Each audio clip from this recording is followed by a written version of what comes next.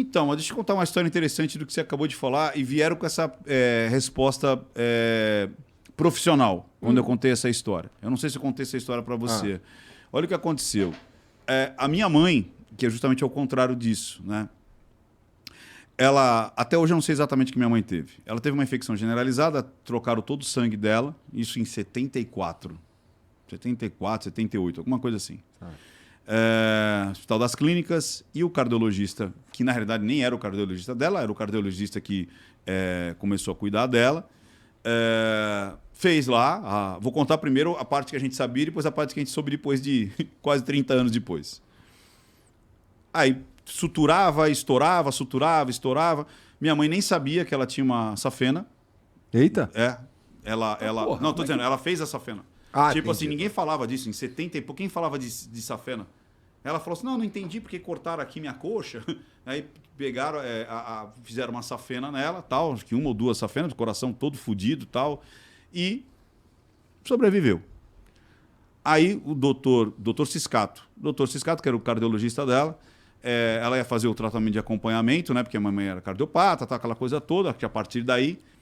E eu lembro que algumas vezes eu ia com ela, meu pai, e aí falava assim, e aí, gatona, como é que você tá, minha mãe? Porque eu tô... tá nada, você não tem nada, olha aqui, tal. E era exatamente assim. Imagina, deixa eu ver, você tá fortona, você tá bem, tal. E ela foi indo. Doutor Ciscato morre. Depois de 30 anos, ele morre. Ele dá a carteira dele para os alunos dele. Imagina, os alunos lá de trás já eram coroa, porque imagina, 30 anos, o cara com 20 e pouco, já estava com 50 e pouco, e minha mãe vai se consultar com esse médico. Eu sei o nome dele, mas não vou falar. Aí ela entra, né? E aí ele fala assim, Dona Zilda Ventura, a senhora é paciente do Ciscato? Você foi aquela que em 74 fez uma safena assim? A senhora tá viva? Caralho. A senhora foi estudo de caso. A gente dava 6 meses para a senhora. Imagina. Que é isso? Cara, depois dali minha mãe foi fazendo assim, ó. Definhando. O cara sustentou a vida da minha mãe só no blá, cara. Quando ela soube, de fato, que ela tinha, que era extremamente perigoso e blá, blá, blá, foi pipocando tudo dentro dela, cara. Ela foi definhando, cara.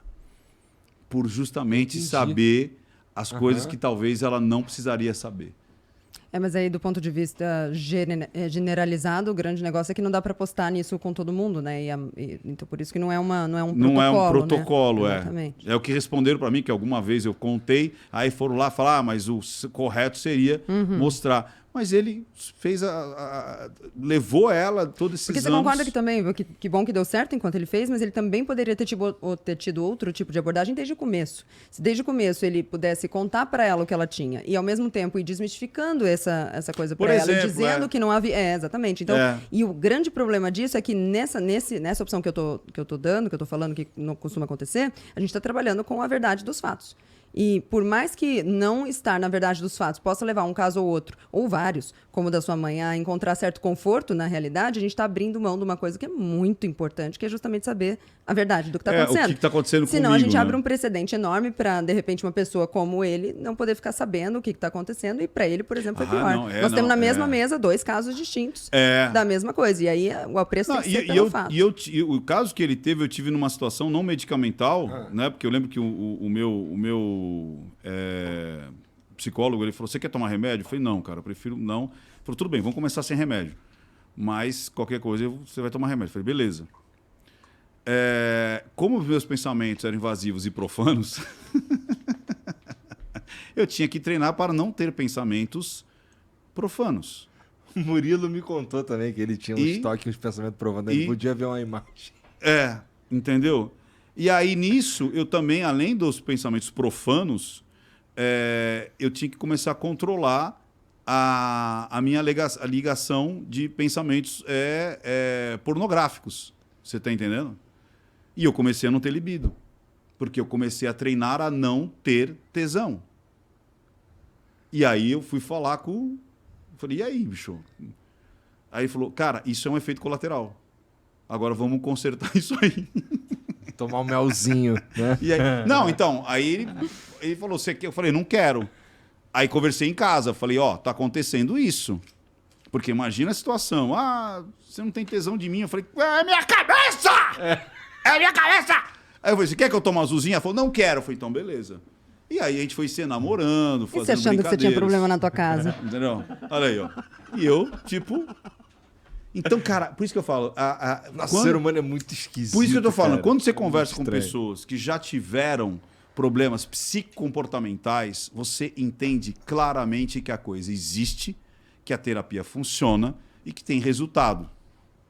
Dá para botar numa previsibilidade? Não. Dá para botar numa porcentagem de casos com... Isso sim. Mas você não tem uma previsibilidade cartesiana. Uhum. Faça isso e vai dar isso. Você entendeu? Entendi. O ser humano é super esquisito, cara.